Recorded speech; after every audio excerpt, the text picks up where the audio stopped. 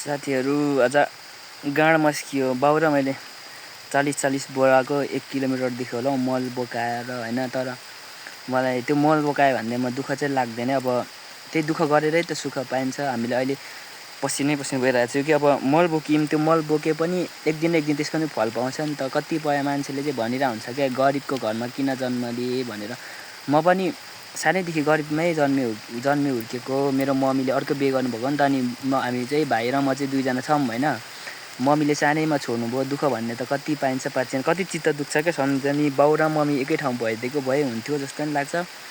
तर अब मम्मीले पनि नराम्रो सोच्नु हुँदैन, किनभने हाम्रो मम्मीले नि हेरेकै छ। म मम्मीसँगै बस्छु अहिले, पढ्छु हैन। तर अब हाम्रो मम्मीले नछोडेको भए, मम्मीसँगै भएको भए हामी पनि धनी भएको दुःख बुझ्दिनँ थियो होला। जानलक्सी खाएर चोट खाएर ट्यापी भएर हिँड्थ्यो मलाई क्या। तर अहिले गरिब छौँ, त्यही भएर सबै दुःख सुख सबै बुझ्छौँ नि त। अब कतिपय मान्छेले चाहिँ मैले पनि भनेको छु कहिलेकाहीँ हैन, रिस उठेर चाहिँ मम्मीलाई भनेको है मैले चाहिँ, किन जन्मायो भनेर भनिन्छ क्या, किन गरिबको घरमा जन्मे जस्तो लाग्छ होला। तर त्यो गरिबको घरमा जन्मिनु हाम्रो भुल हैन क्या। गरिबको घरमा जन्मेर गरिबै रहनु चाहिँ हाम्रो भुल हो। किनभने गरिबको घरमा जन्मेर गरिब भएर त्यो गरिबले दुःख बुझेको हुन्छ। दुःख बुझेपछि त सुख गर्नको लागि केही परिश्रम त गर्न सक्छ। तर धनीहरूले त त्यो धनीको घरको छोराहरूलाई भात पकाउनु लाग्यो भने भात पनि पकाइ खान सक्दैन क्या। त्यही भएर मलाई कस्तो लाग्छ भने गरिबको घरमा जन्मिनु हाम्रो भुल हैन क्या। गरिबको घरमा जन्मेर गरिबै मर्नु चाहिँ हाम्रो भुल हो क्या। किनभने गरी खान सक्छौँ नि त हामी, गरिबले त गर्न सक्छु भन्ने क्षमता हुन्छ मनमा,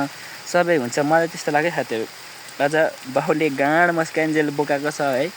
अब मल त 40 केजी त्यो मल बोकेको पनि त अब अहिले पो दुःख छ त हैन। त्यो दुःख गरेको बापत त्यो फलेपछि त परिश्रमको हामीले नि पाउँछौँ हैन। त्यो सुखका दिन आउँछ नि त हैन। अहिले जति दुःख गरे पनि दुःख गरिराख्नु पर्छ क्या, एक दिन सुख आउँछ। त्यही भएर गरिबको घरमा जन्म लियो भनेर कसैले नि चित्त नदुखाउनु क्या। त्यो गरिब भएर जन्मिनु हाम्रो भुल हैन क्या। गरिब भएर जन्मियो तर त्यो गरिबै भएर मर्यो भने चाहिँ त्यो चाहिँ सबैभन्दा ठुलो हाम्रो भुल है। मलाई चाहिँ साथी त्यस्तो लाग्छ हैन।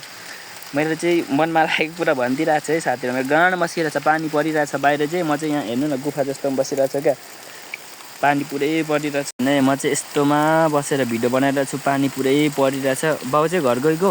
यो मुनितिर मल चाहिँ छ कि देखिँदैन है, तल्लो गाडातिर 4-5 बोरा पुरै मेरो त जिउ दुखिरहेछ क्या मल बोकेर। यस्तो जिउ दुखिरहेछ। अनि 40 होइन छन चाहिँ त्यो 40 केजी त छैन होला, त्यही 35 केजी जति होला मल होइन। कुखुराको मल हो क्या त्यो पनि।